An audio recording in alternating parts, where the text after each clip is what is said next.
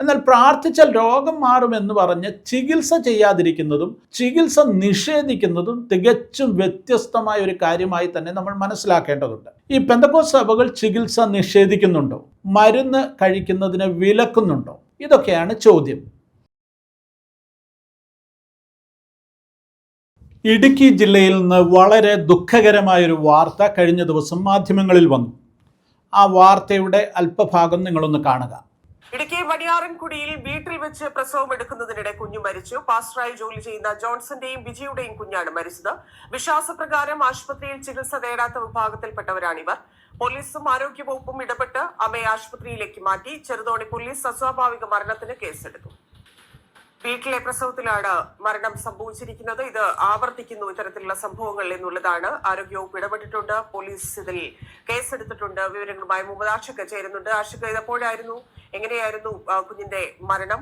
Police എന്ത് നടപടിയെടുത്തു? ഇന്ന് ഉച്ചയോടുകൂടിയാണ് ഈ സംഭവവുമായി ബന്ധപ്പെട്ട് പോലീസിന് വിവരം ലഭിക്കുന്നത്.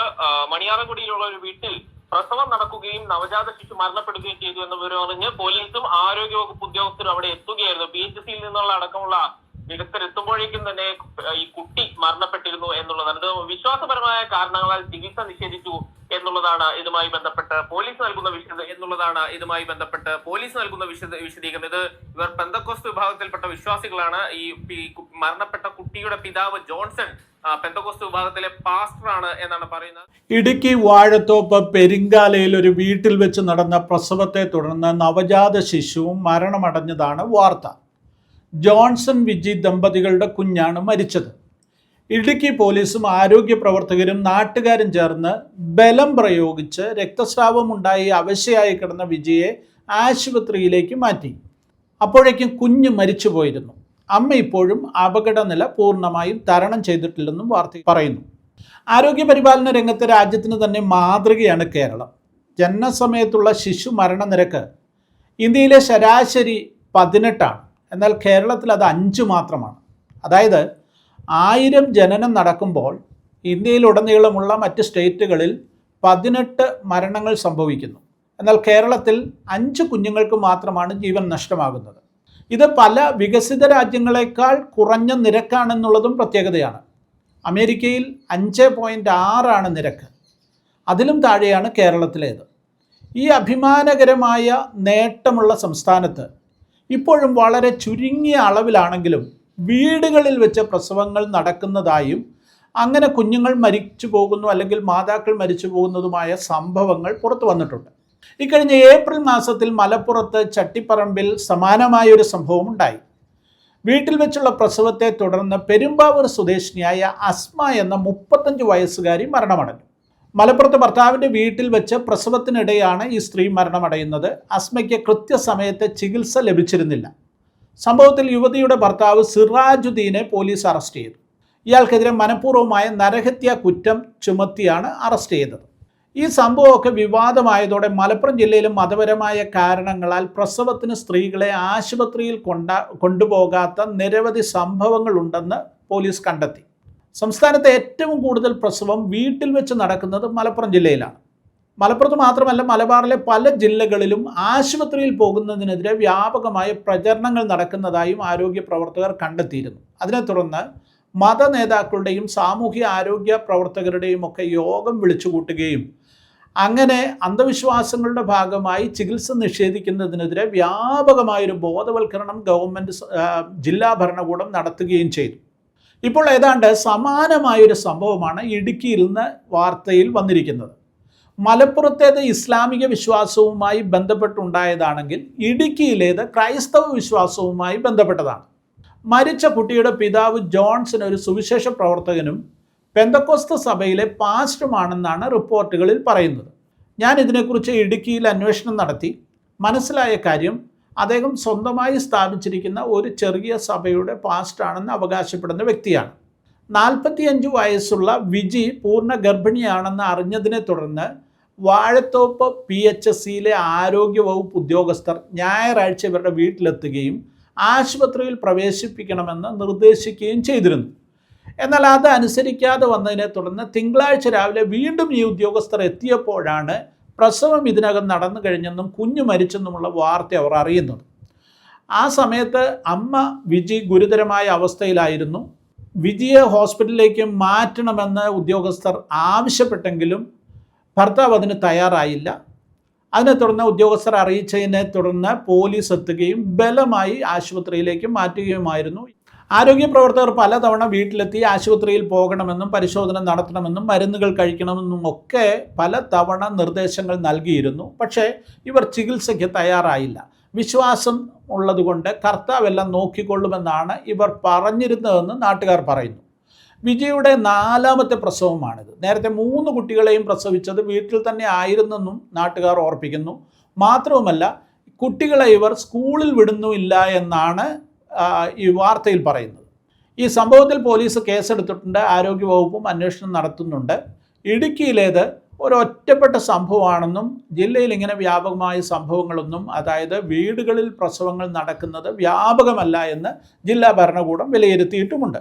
ഇനി ഈ ജോൺസൺ വിജി ദമ്പതികളുടെ കുഞ്ഞിൻ്റെ മരണവുമായി ബന്ധപ്പെട്ട് അവർ പെന്തക്കോസ്ത് സഭാവിശ്വാസികളാണെന്നും പാസ്റ്ററാണെന്നും വിശ്വാസത്തിൻ്റെ പേരിലാണ് ചികിത്സ വേണ്ടെന്ന് വെച്ചതെന്നുമൊക്കെയാണ് മാധ്യമങ്ങളിലൂടെ നമ്മൾ അറിയുന്നത്.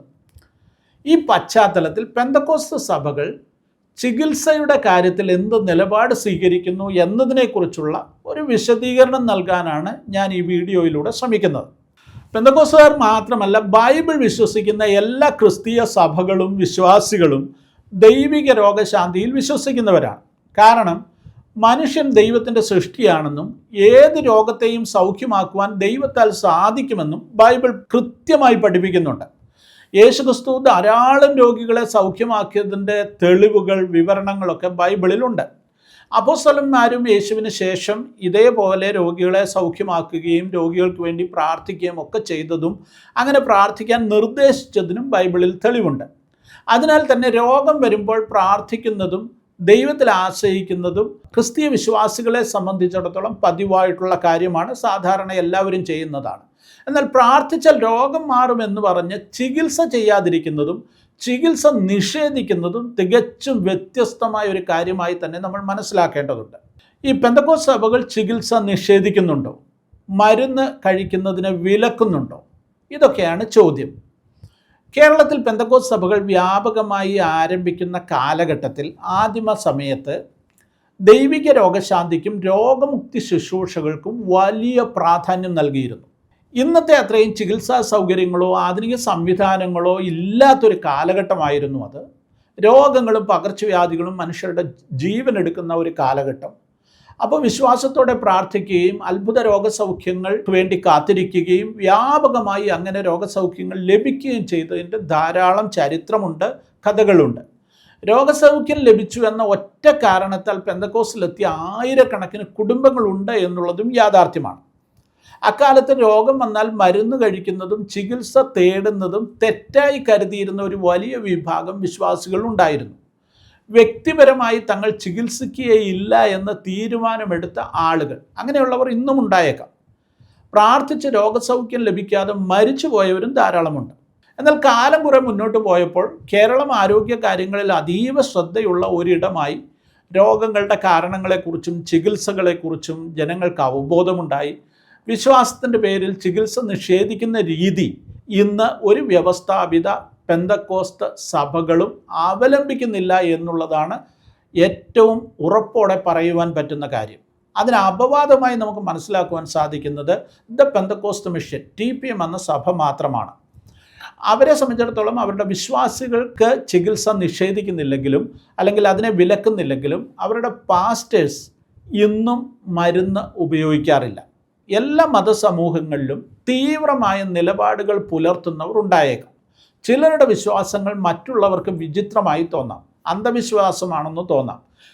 എന്തിൻ്റെയൊക്കെ പേരിലാണെങ്കിലും ചികിത്സ നിഷേധിക്കുന്നതും അടിയന്തര സാഹചര്യങ്ങളിൽ രോഗികളെ വീട്ടിൽ വെച്ചുകൊണ്ടിരിക്കുന്നതും മരണത്തിലേക്കോ ഗുരുതര സാഹചര്യങ്ങളിലേക്കോ തള്ളിവിടുന്നതും വിവേകമില്ലായ്മയാണ്. മാത്രവുമല്ല, അത് രാജ്യത്തെ നിയമ സംവിധാനങ്ങളോടുള്ള വെല്ലുവിളിയാണ്. മുഖ്യധാര പെന്തക്കോസ്ത് സഭകളൊന്നും അങ്ങനെ ചെയ്യാറില്ല, അതിനെ പ്രോത്സാഹിപ്പിക്കാറില്ല. അതേസമയം തന്നെ സ്വയം പ്രഖ്യാപിത സുവിശേഷകരും പാസ്റ്റർമാരും അവർ നടത്തുന്ന സ്വതന്ത്ര സഭകളുമൊക്കെ പലയിടത്തുമുണ്ട്. അതെല്ലാം പെന്തക്കോസ്ത് എന്ന ലേബലിലാണ് പൊതുസമൂഹത്തിൽ അറിയപ്പെടുന്നത്. ഇങ്ങനെ ഒരു കൾട്ടിഷ് നേച്ചറുള്ള ധാരാളം സഭകളുണ്ട്. ഒറ്റപ്പെട്ട സഭകൾ. അത് വ്യക്തികളും ആ സഭകളും ഒക്കെ കാട്ടിക്കൂട്ടുന്ന പല കാര്യങ്ങളും എല്ലാ പെന്തക്കോസ്തുകാർക്കും വിശാലമായ അർത്ഥത്തിൽ എല്ലാ ക്രിസ്ത്യാനികൾക്കും തന്നെ അപമാനകരമായ മാറുന്ന സാഹചര്യങ്ങളുമുണ്ട്. 2 കാര്യങ്ങൾ കൂടെ പറഞ്ഞ് ഞാൻ ഈ വീഡിയോ അവസാനിപ്പിക്കുകയാണ്. 1, പ്രാർത്ഥിച്ച് രോഗി മരിക്കുന്ന സാഹചര്യങ്ങൾ അപൂർവമായി സംഭവിച്ചിട്ടുണ്ട്. ഇന്ന് അങ്ങനെ സംഭവിച്ചാൽ അതൊക്കെ നാം വലിയ ചർച്ചയാക്കാറുണ്ട്. നിയമപരമായ നടപടികൾ അവർ നേരിടേണ്ടിയും വരാറുണ്ട്. അപ്പോൾ തന്നെ നമ്മൾ ഓർക്കേണ്ട ഒരു കാര്യമുണ്ട്, ചികിത്സിച്ച് മരിക്കുന്ന ആയിരങ്ങളുള്ള ഒരു നാടാണ് നമ്മുടേത്. സമീപകാലത്ത് എനിക്കുണ്ടായ ഒരു അനുഭവം, എനിക്കെന്നുള്ളതല്ല, ഞങ്ങളുടെ സഭയ്ക്കുണ്ടായ ഒരു അനുഭവം പറയാം. ഞങ്ങളുടെ സഭയിലെ ഒരു വിശ്വാസി, അദ്ദേഹത്തിന് ചെറിയൊരു നെഞ്ചുവേദന വരുന്നു.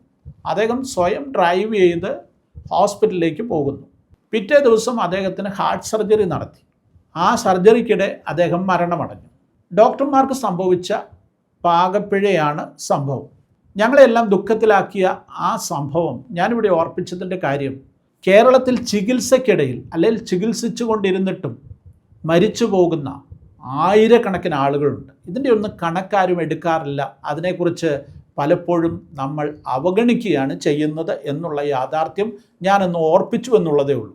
ഇതൊരിക്കലും ചികിത്സിക്കാതെ വീട്ടിൽ വെച്ചുകൊണ്ടിരുന്ന് പ്രാർത്ഥിക്കുന്നതിനുള്ള ഒരു ന്യായീകരണമായി ഞാൻ പറയുന്നതല്ല. അങ്ങനെയും ചികിത്സിച്ചാലും ആളുകൾ മരിക്കുന്നുണ്ട് എന്നുള്ള കാര്യമെന്ന് ഓർപ്പിച്ചു എന്നുള്ളതേ ഉള്ളൂ.